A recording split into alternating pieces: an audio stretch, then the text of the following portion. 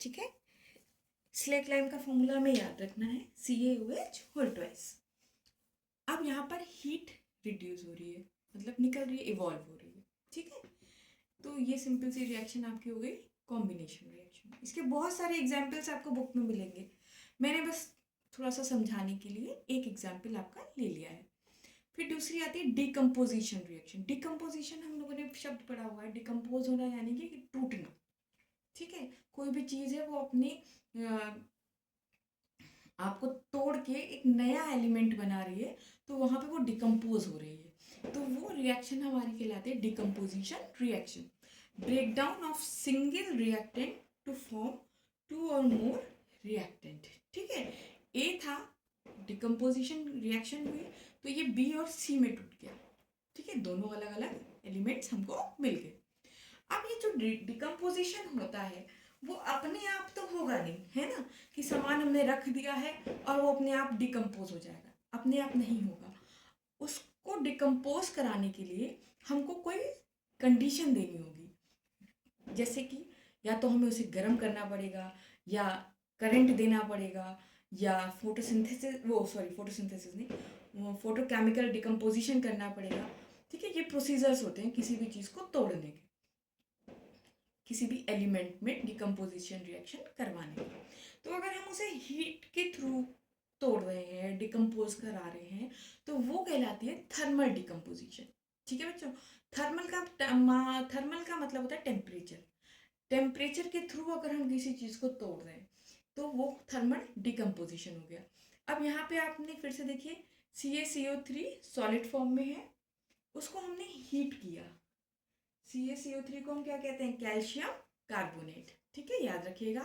Calcium carbonate को जब हम हीट करेंगे तो ये कैल्शियम ऑक्साइड और CO2 गैस को रिलीज करेगा, ठीक है बच्चों।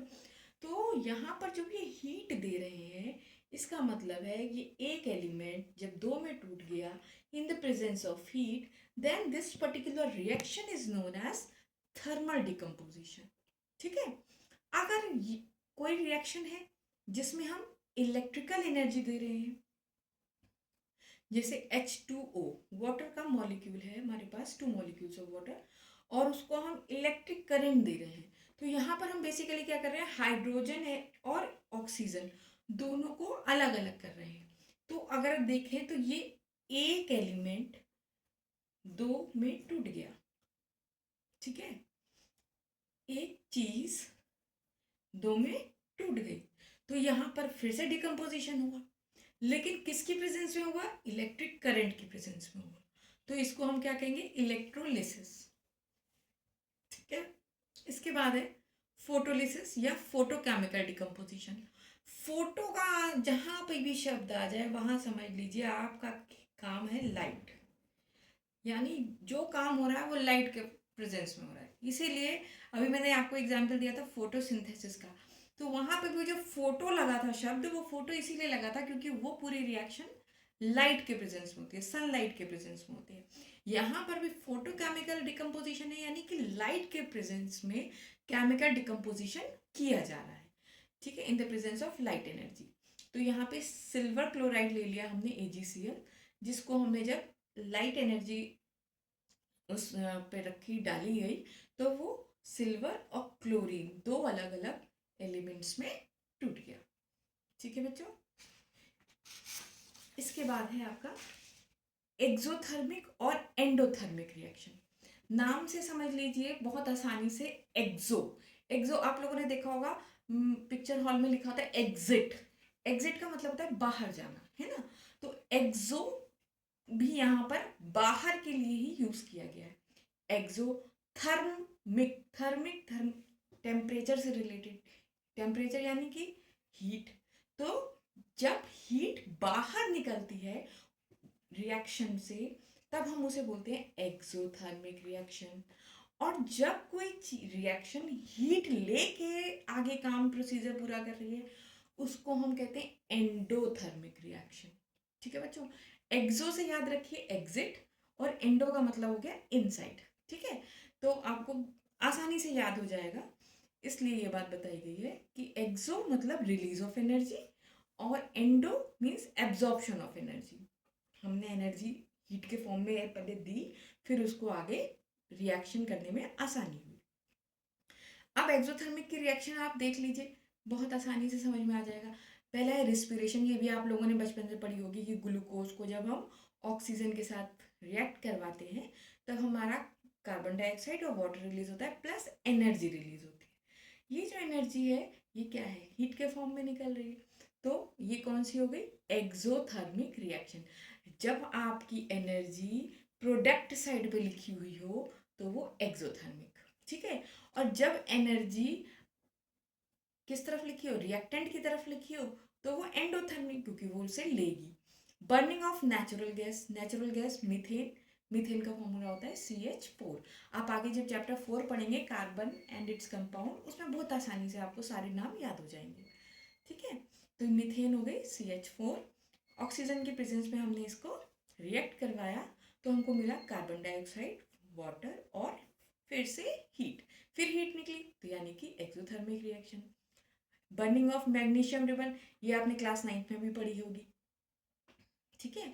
तो मैग्नीशियम यानी Mg, उसको ऑक्सीजन के प्रेजेंस में हमने रिएक्ट करवाया तो हमें MgO मैग्नीशियम ऑक्साइड मिल गया और हीट फिर से रिलीज हो गई। तो ये 3 एग्जाम्पल्स मैंने लिए थे आपको एक्सोथर्मिक रिएक्शन बताने के लिए। एंडोथर्मिक, जहाँ पे हीट हम दे रहे हैं, तो फोटोसिंथेसिस सबसे बड़ी एक रिएक्शन हो गई, सनलाइट के प्रेजेंस में होगी, और सनलाइट क्या है, गर्मी। तो जब तक वो गर्मी लेगा तभी वो आगे तोड़ेगा। तो C6CO2 + 12H2O, ये बेसिकली इसको बैलेंसिंग करने के लिए लगाया गया है। C6H12O6 + 6O2 + H2O। यहाँ देखिए कोई हीट नहीं लिख रखा मैंने, क्यों, क्योंकि हीट वो यहाँ पर एब्जॉर्ब कर रहा है, और जब वो यहाँ पर एब्जॉर्ब कर रहा है इसका मतलब वो एंडोथर्मिक रिएक्शन है, ठीक है। अमोनियम क्लोराइड का फॉर्मूला होता है NH4Cl प्लस हीट। अब यहाँ पे देखिए बड़ा बड़ा हीट लिखा भी हुआ है, तो यानी कि ये रिएक्शन रिएक्टेंट साइड में लिखा हुआ है, मैंने भी बोला था, तो उसको हम एंडोथर्मिक रिएक्शन मानते हैं। तो जब ये टूटेगा तो क्या, एक तो अमोनिया गैस देगा और हाइड्रोक्लोरिक एसिड देगा, गैस देगा। अब उसके बाद है BaOH whole twice plus NH4Cl। BaOH whole twice क्या है, बेरियम हाइड्रोक्साइड। जब अमोनियम क्लोराइड से रिएक्ट करेगा तब हमें बेरियम क्लोराइड देगा और अमोनिया देगा और प्लस वाटर देगा। तो यहाँ पर देखिए एक ट्रायंगल बना रखा है मैंने, ये ट्रायंगल भी हीट का ही सिंबल होता है, ठीक है। मतलब या तो इस फॉर्म में लिखा हुआ मिलेगा, या कुछ सनलाइट वगैरह कुछ ऐसा लिखा होगा, या टेम्परेचर लिखा हुआ होगा, या हीट का सिंबल बना हुआ होगा। दैट मीन्स यहाँ पर सब जगह आपको हीट दी जा रही है, तब वो रिएक्शन कंटिन्यू कर रहा है। अब इसके बाद आती है आपकी displacement reaction. Displacement reaction, displace होना यानी कि मूवमेंट, एक जगह से दूसरी जगह होना। ये बहुत जल्दी आसानी से आपको समझ में आ जाएगा, आपने फिजिक्स में पढ़ा होगा डिस्प्लेसमेंट किसे कहते हैं, है ना। तो जब कोई एक बॉडी एक जगह से दूसरी जगह मूव करती है तो हम उसे डिस्प्लेसमेंट मानते हैं। तो उसी तरीके से यहाँ पर जब कोई एक एलिमेंट एक अपनी जगह छोड़कर दूसरे के साथ जा कर बैठ जाता है तो वहाँ पर डिस्प्लेसमेंट रिएक्शन होती है, ठीक है। जैसे जिंक और कॉपर सल्फेट, जिंक और कॉपर सल्फेट को जब हमने रिएक्ट करवाया तो ZnSO4 जिंक सल्फेट तो बन गया और कॉपर निकल गया, ठीक है। अब यहाँ पर ये ही क्यों निकला, उसका रीजन ये होता है कि जो हाईली रिएक्टिव एलिमेंट होता है वो लेस रिएक्टिव को निकाल देता है, ठीक है।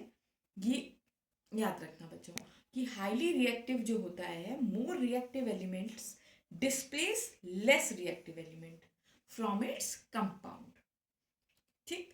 अब क्वेश्चन ये आता है कि हमको कैसे पता चलेगा कि कौन सा ज़्यादा रिएक्टिव है और कौन सा लेस रिएक्टिव है। तो इसके लिए क्या है, वैसे तो आप लोग शायद आपके अभी सिलेबस में से हटा दिया गया है, पहले था पीरियोडिक टेबल नाम का एक चैप्टर, उसमें ये सारी चीज़ें बहुत ही अच्छे से दिया हुआ था कि रिएक्टिविटी कैसे देखते हैं हम on the behalf of periodic table, ठीक है। लेकिन अब वो नहीं है, तो बेसिकली अभी आप थोड़ा सा याद कर लो, उससे ही आपका काम हो जाएगा। यहाँ पर ये देखिए मैंने एक सीरीज बना रखी है, सबसे पहले पोटेशियम, फिर सोडियम, फिर कैल्शियम, फिर मैग्नीशियम, फिर aluminium, carbon, zinc, iron, tin, lead, hydrogen, copper, silver, gold. अब यहाँ एरो बना हुआ है देखिए, तो ये जो एरो है ये सबसे ऊपर है वो मोस्ट रिएक्टिव है। Potassium most reactive, sodium most reactive. ये आप ध्यान रखिएगा कि सोडियम मोस्ट रिएक्टिव है पर पोटेशियम इससे भी ज्यादा है। ठीक है, एक क्वेश्चन भी आता है इससे रिलेटेड कि सोडियम को हम हमेशा मिट्टी के तेल में भिगो कर क्यों रखते हैं।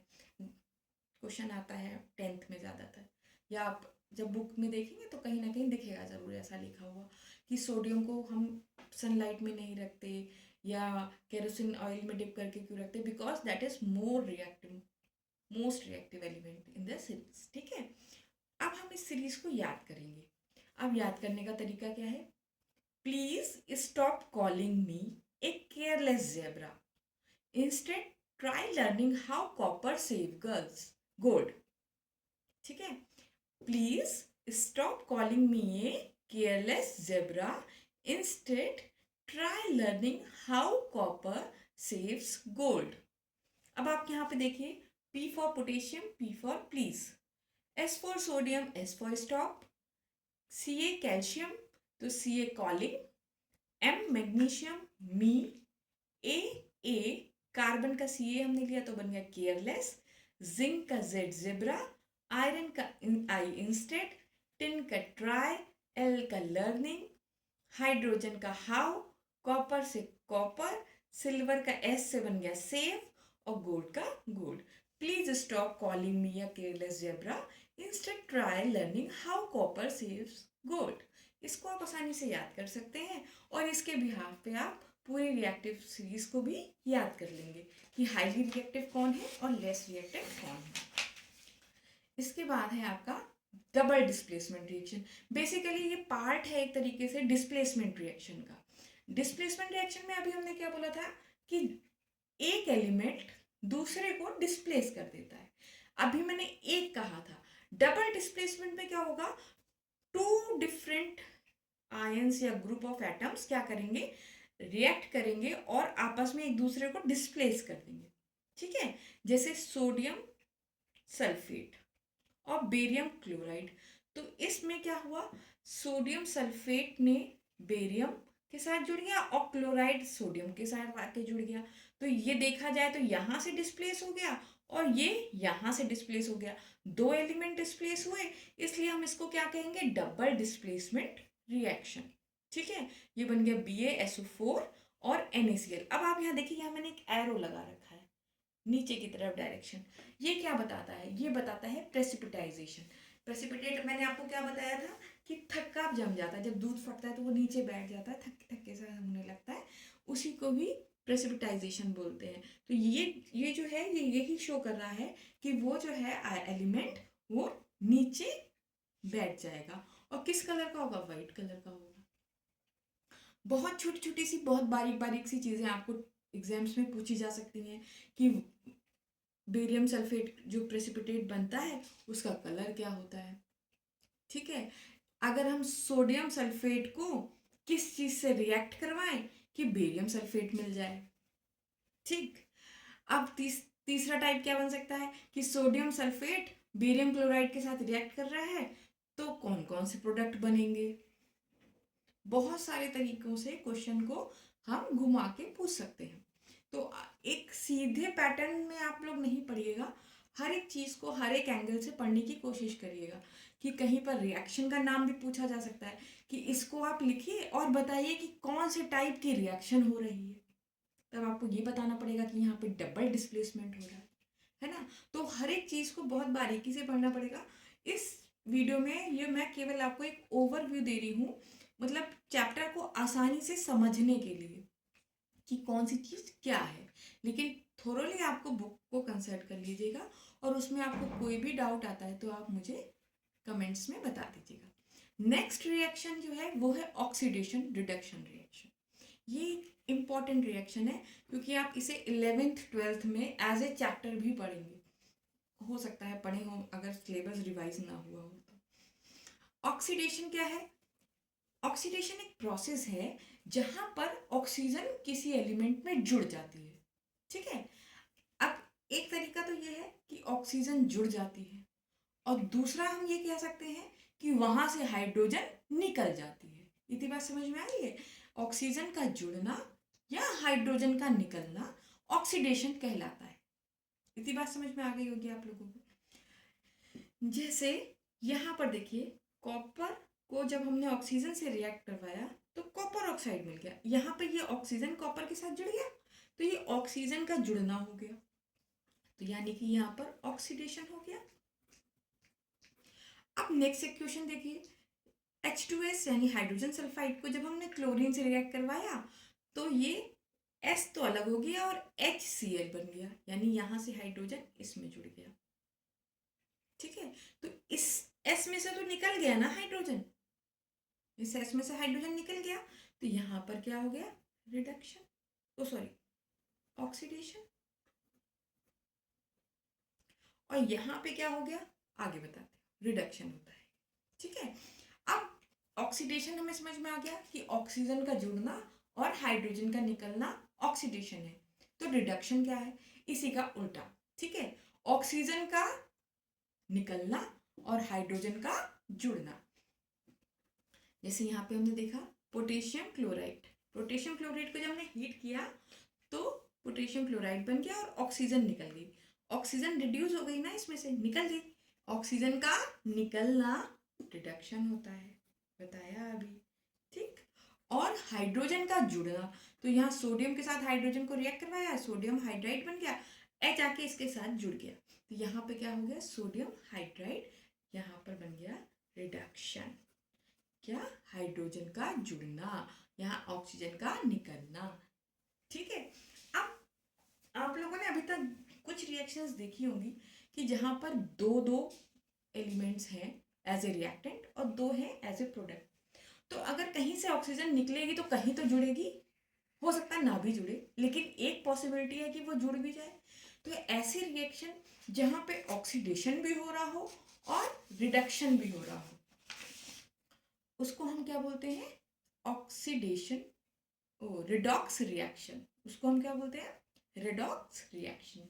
रेडॉक्स का नाम ही रेडॉक्स इसलिए पड़ा है, आर ही रिप्रेजेंट करता है रिडक्शन को, रिडॉक्स, ऑक्स रिप्रेजेंट करता है ऑक्सीडेशन को। Redox reaction that is reduction and oxidation. ठीक है, अब ये तो हो गया बेसिक सा। अब जो आपने अभी रिएक्शन पढ़ी उसमें एक बहुत ही मज़ेदार चीज़ है। मज़ेदार क्या मतलब, थोड़ा सा बच्चे कंफ्यूज हो जाते हैं, वो मैं आपको बता देती हूँ। पहला है ऑक्सीडाइजिंग एजेंट और रिड्यूसिंग एजेंट। जनरली लोग क्या सोचते हैं, चलिए इसी एग्जाम्पल से मैं आपको समझा देती हूँ कि जब किसी सब्सटेंस के होने की वजह से वहाँ पर ऑक्सीडेशन हो पा रही है, ठीक है, तो वो मेरा ऑक्सीडाइजिंग एजेंट हो गया। ठीक, और किसी सब्सटेंस के होने की वजह से वहां रिडक्शन हो पा रहा है तो वो सब्सटेंस मेरे लिए हो गया रिड्यूसिंग एजेंट। ठीक, बात समझ रहे हैं ना आप? कि नहीं समझ पा रहे हैं तो रिएक्शन देखेंगे, आसानी से समझ में आ जाएगा। जैसे यहाँ पे ZnO प्लस C है, तो यहाँ पे Zn प्लस CO बन गया। अब अगर आप देखेंगे तो यहाँ का जो O है ये किस में जुड़ गया? C में जुड़ गया, तो यहाँ एडिशन ऑफ O हो गया, तो इसमें क्या हो गया? ऑक्सीडेशन हो गया बच्चों। ठीक, इसमें आके जुड़ गया तो इसमें ऑक्सीडेशन हो गया, पर इसमें से तो निकल गया, इसमें से तो निकल गया, तो यहाँ बन गया रिडक्शन। इतनी बात समझ में आ गई? तो ये रिएक्शन आपकी क्या कहलाई? Redox reaction. इतनी भी समझ में आ गई होगी। अब जहां पर ये ऑक्सीडेशन हो रहा है, किसमें ऑक्सीडेशन हो रहा है? C से CO बन रहा है, तो यहाँ पर जहाँ ऑक्सीडेशन हो रहा है वहाँ ZnO वर्क कर रहा है एज ए ऑक्सीडाइजिंग एजेंट, यानी जहाँ ऑक्सीडेशन हो रहा है उसको छोड़ के, या ये कह सकते हैं जिंक होने की वजह से, ZnO होने की वजह से ये ऑक्सीजन इसके पास आया, तो ये मेरा क्या कहलाएगा? Oxidising agent. अब इसी की तरह जिंक ऑक्साइड में से ऑक्साइड निकल गया, ऑक्सीजन निकल गया, तो किसकी वजह से निकला? कार्बन की वजह से निकला, तो यहाँ कार्बन मेरा क्या कहलाएगा? Reducing agent. समझ में आ गया? अब ये हो गया हमारा रेडॉक्स रिएक्शन। ये बेसिकली आपकी टाइप्स ऑफ रिएक्शन हो गई। अब ऑक्सीडेशन रिएक्शन जो होता है ये हमारी डेली लाइफ में हम लोग बहुत जगह देखते भी हैं, जैसे कोरोजन। कोरोजन क्या होता है? कोरोजन होता है जब लोहे को बहुत दिनों तक एयर और वाटर के कांटेक्ट में रखते हैं, या किसी भी मेटल को, मतलब जनरली लोहे में ही देखा जाता है, तो वहाँ पे क्या होता है, एक रस्टिंग जनरेट हो जाती है। रस्टिंग मतलब जंग लगने लगती है, ठीक है। तो उसी प्रोसेस, उसी को हम क्या कहते हैं, कोरोजन। अब ये जो हो रहा है एयर और वाटर के प्रेजेंस में, तो ये क्या है, एयर ऑक्सीजन के प्रेजेंस में हो रहा है, तो यहाँ पर ये रिडॉक्स रिएक्शन करता है, ठीक है। और इस फिनोमिना को हम कोरोजन कहते हैं, क्योंकि यहाँ पर एयर, वाटर और केमिकल के प्रेजेंस में एक नया सब्सटेंस फॉर्म हो रहा है जो कि रस्टिंग है, तो उसको हमने क्या कहा, कोरोजन, ठीक है। मेटल, जिस भी लोहे पे एक जंग लग जाती है, आप लोगों ने सुना होगा कि वो लोहा खराब हो जाता है, जल्दी बेकार हो जाता है, ड्यूरेबिलिटी कम हो जाती है, तो मेटल गेट वेस्टेड, वो बेकार हो जाता है। तो उसको उस चीज़ से रोकने के लिए क्या करते हैं, हम उस मेटल के ऊपर पेंट कर देते हैं। देखा होगा आप लोगों ने घरों में लोहे के दरवाजे लगे होते हैं, तो अगर हम लोग उस पर पेंट ना करें, प्राइमर ना लगवाएं या कलर ना लगवाएं, तो वो थोड़े दिनों में हल्के हल्के से ब्राउनिश ऑरेंजेस कलर के होने लगते हैं। वो बेसिकली उस पर क्या होने लगती है, रस्टिंग होने लगती है और कोरोजन का प्रोसेस होने लगता है, ठीक है। तो उस कोरोजन को जो रोकने के लिए हम क्या करवा देते हैं, उस पर पेंट करवा देते हैं कि भैया एक प्राइमर तो कर दो, बाकी पेंट बाद में करवा लेंगे। तो वही पेंट क्या करता है, बेसिकली उसको कोरोजन से रोकता है। दूसरा है गैल्वेनाइजिंग प्रॉपर्टी, तीसरा है इलेक्ट्रोप्लेटिंग। ये अलग अलग काम है जिससे हम मेटल को कोरोजन से रोक सकते हैं। इसके बाद है रेंसिडिटी। रेंसिडिटी, रेंसिडिटी भी एक टाइप का हम लोग देखते हैं घर में। ये एक बहुत ही स्लो ऑक्सीडेशन होता है। किस में होता है, ये जनरली खाने की सब्सटेंसेस में होता है, खाने के फूड आइटम्स में ज़्यादा होता है। कि आप गर्मी के समय पर जब आप खाना बाहर मतलब फ्रिज में ना रखें, तो वो जल्दी ख़राब हो जाता है ना। तो वहाँ पर क्या होता है, ऑक्सीडेशन होती है, जिसमें किसकी वजह से ऑक्सीडेशन होती है, ऑयल और फैट की वजह से, ठीक है। ऑयल और फैट जो मटेरियल हमारा खाने में यूज़ होता है, उसकी वजह से वहाँ पे रेंसिडिटी का फिनोमिना जनरेट होता है और वो मटेरियल बेकार हो जाता है। अब इसका प्रिवेंशन क्या है, उस पर हम पेंट नहीं करेंगे ना, तो इसमें हमें क्या करना है, हमें उसे एयर टाइट कंटेनर में रखना है, जिससे ना तो एयर पहुँचेगी नहीं, तो ऑक्सीडेशन होगा नहीं।